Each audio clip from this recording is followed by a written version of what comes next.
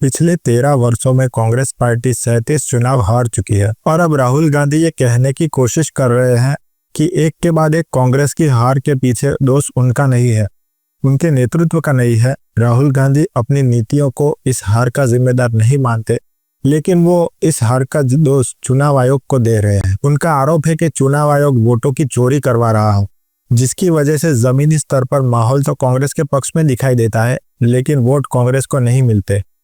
यह आरोप राहुल गांधी का है, लेकिन अब चुनाव आयोग इस आरोप पर सख्त हो गया है और चुनाव आयोग ने कहा है कि या तो राहुल गांधी अपने शपथ पत्र पर इस आरोप के सारे सबूत पेश करें और या फिर सार्वजनिक रूप से माफी मांगे।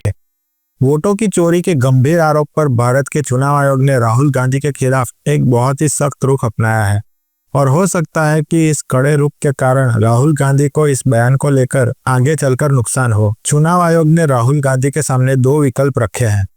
पहला विकल्प है कि राहुल गांधी शपथ पत्र पर हस्ताक्षर करके अपने आरोप को साबित करें और इलेक्शन कमीशन के सामने सारे सबूत पेश करें। वो चुनाव आयोग को शपथ पत्र दे और एफिडेविट दे कि ये सारे जो सबूत मैं दे रहा हूँ ये सही है और ये सारे सबूत इलेक्शन कमीशन को पेश कर दे। दूसरा, अगर राहुल गांधी शपथ पत्र नहीं देना चाहते तो फिर बेबुनियाद आरोप लगाने के लिए वो सार्वजनिक रूप से माफी मांगे। अब राहुल गांधी चुनाव आयोग पर एक बड़ा सवाल खड़ा करके ये साबित करना चाहते हैं कि बीजेपी जो इतने समय से चुनाव जीत रही है उस जीत में मिलावट है। बीजेपी जीती नहीं है, बल्कि चुनाव आयोग ने मिलावट करके बीजेपी को जितवाया है। राहुल गांधी से कांग्रेस और उसके इंडी गठबंधन को बहुत सारी उम्मीदें हैं। राहुल गांधी अब तक ऐसा कोई काम नहीं कर पाए हैं कि जिसके कारण इंडी गठबंधन और कांग्रेस पार्टी को राहुल गांधी पर गर्व हो। राहुल गांधी जब राजनीति में आए तब उन्होंने कांग्रेस की सामान संभाली तो लोगों को लगता था कि वो कोई चमत्कार कर देंगे, लेकिन राहुल गांधी हर बात में फेल हो गए। राहुल गांधी को कई बार लॉन्च करने की कोशिश की गई, लेकिन सारी बार वो लॉन्चिंग फेल हो गई, जिसके लिए अमित शाह और नरेंद्र मोदी दोनों ने राहुल गांधी का काफी मजाक उड़ाया था। एक ऐसा समय आया जब राहुल गांधी को कांग्रेस के अध्यक्ष पद से इस्तीफा देना पड़ा, क्योंकि एक के बाद एक कांग्रेस लगातार चुनाव हार रही थी। फिर राहुल गांधी ने सोचा कि इस बार हार की जिम्मेदारी लेना भी अच्छा नहीं लगता, इसलिए अपने पद से ही हट जाते हैं और वो सिर्फ कांग्रेस में रहते हुए प्रेस कॉन्फ्रेंस करते रहेंगे। चेहरा राहुल गांधी ही रहेंगे और अध्यक्ष कोई और बन जाएगा। राहुल गांधी और सोनिया गांधी ने बड़े ही षड्यंत्र करके शशि थरूर को रास्ते से हटाकर खड़गे को अध्यक्ष बना दिया। अब राहुल गांधी चुनाव आयोग पर वोटों के चोरी का आरोप लगाकर शायद इन सारी हारों की जिम्मेदारी से बचने की रणनीति बना रहे हैं और ये एक ऐसा मुद्दा है जिस पर सारी विपक्षी पार्टियों को एकजुट किया जा सकता है, क्योंकि इस मुद्दे पर सारी विपक्षी पार्टियां बड़ी आसानी से हाँ कर देंगी, क्योंकि इससे बीजेपी की बदनामी होती है। भारत दुनिया का सबसे बड़ा लोकतंत्र है। दुनिया का सबसे बड़ा चुनाव भारत का चुनाव है, जिसमें लगभग 100 करोड़ वोटर्स हिस्सा लेते हैं।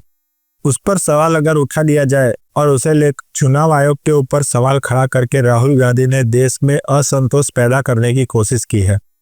देश के लोगों को अगर भड़काने की कोशिश की, देश के लोगों को अगर राहुल गांधी भड़काने की कोशिश कर रहे हैं तो देश को इससे ज्यादा कमजोर करने वाली बात और कोई नहीं हो सकती। अगर उन्हें चुनाव आयोग पर भी विश्वास नहीं है तो एक और अच्छा तरीका हो सकता है, उन्हें सुप्रीम कोर्ट जाना चाहिए। इससे पहले भी वो इस बात को लेकर सुप्रीम कोर्ट गए ही हैं। इस बार उन्हें सुप्रीम कोर्ट जाना चाहिए, ये सारे सबूत सुप्रीम कोर्ट में जाकर जमा करने चाहिए और सुप्रीम कोर्ट से कहना चाहिए कि वो इसकी जांच कर ले। लेकिन इस बार इतना गंभीर आरोप लगाकर Rahul Gandhi hit and run नहीं कर सकते कि आरोप लगाया और उसके बाद मुकर कर वापस अपने घर चले गए।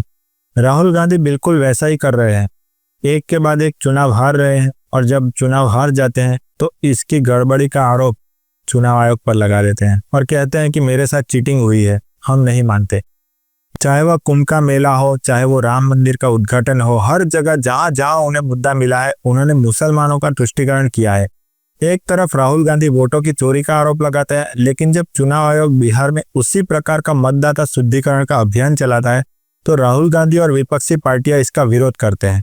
जबकि भारत में पहली बार मतदाता शुद्धिकरण आज से 73 वर्ष पहले यानी कि 1952 में उनके ही परनाना जवाहरलाल नेहरू के कार्यकाल में हुआ था और उनकी सरकार में ही 3 बार एसआईआर हुआ था।